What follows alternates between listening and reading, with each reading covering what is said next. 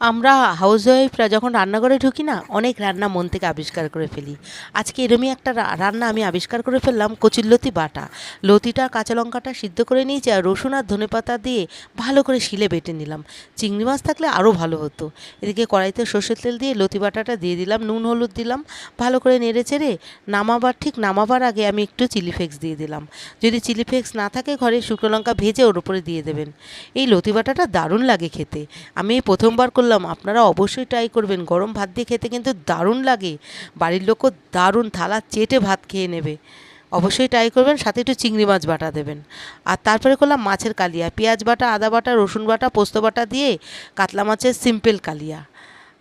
কালিয়াটা হয়ে গেছে, নামাবার আগে আমি ধনেপাতা দিয়ে দেবো।